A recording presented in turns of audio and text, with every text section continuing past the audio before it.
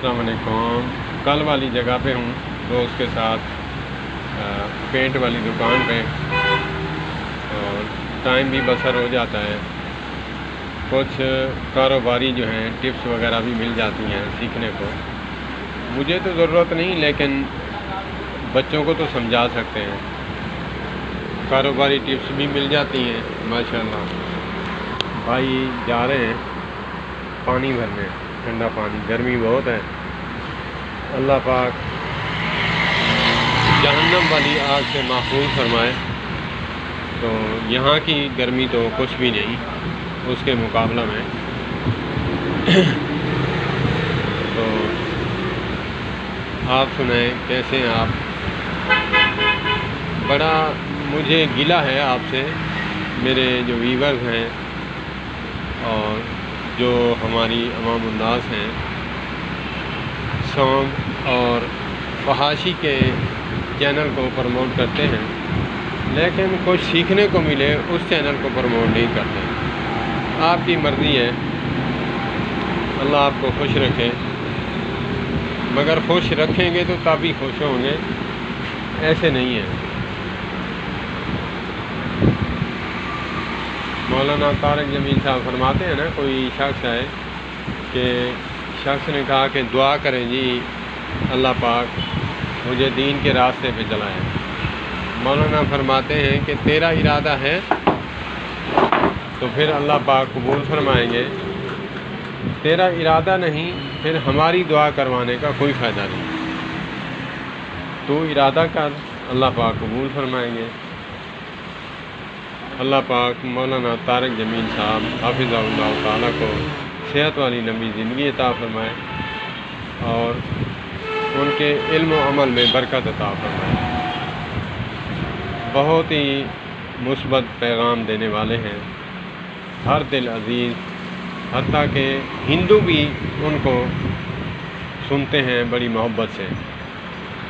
ہاں تنقید کریں تو پھر تو بس بندہ جو ہے تنقید کرنے پہ آئے تو پھر بال کی کھال اتار کے رکھ دیتا ہے۔ اگر انسانیت میں رہ کے سوچے تو محبت ماشاءاللہ بکھیرتے ہیں وہ۔ ایک ہندو لڑکی ہے، اس کا یوٹیوب چینل ہے ریئیکشن کڑی، وہ سب مسلمان علماء کے بیانات پر ریئیکشن دیتی ہے، اس میں سے کلپس کاٹ کر اچھے اچھے۔ تو مولانا طارق جمیل صاحب حفظہ اللہ تعالیٰ نے اس کا نمبر ڈھونڈوایا، تو نمبر ملا تو انہوں نے ان کو واٹس ایپ پہ ویڈیو کال کی۔ لوگ اس پر بھی پھونک رہے تھے کہ جی یہ دین کی بات کرنے والے عورت سے بات کرتا ہے، ابے عقل کے اندھے، ہندو لڑکی ہے، اس کو بیٹی کہہ کر بلا رہا ہے، اور وہ کوئی داڑھی مونڈا جو ہے مش ڈنڈا نہیں ہے، عالم دین ہے، متقی پرہیزگار انسان ہے، وہ بیٹی کہہ کر بلا رہا ہے، اس سے محبت سے باتیں کر رہے ہیں تاکہ وہ اسلام کو فالو کریں۔ اسلام کو ویسے تو وہ پسند کرتی ہے، لیکن اسلام پر آ جائے۔ وہ ہے ہندو لڑکی لیکن بیان سنتی ہے تو دوپٹہ اوڑھ کے سنتی ہے۔ یہ مولانا کی وہ بیانات کا اثر ہے۔ اللہ پاک اس کو مزید توفیق دیں گے۔ ہم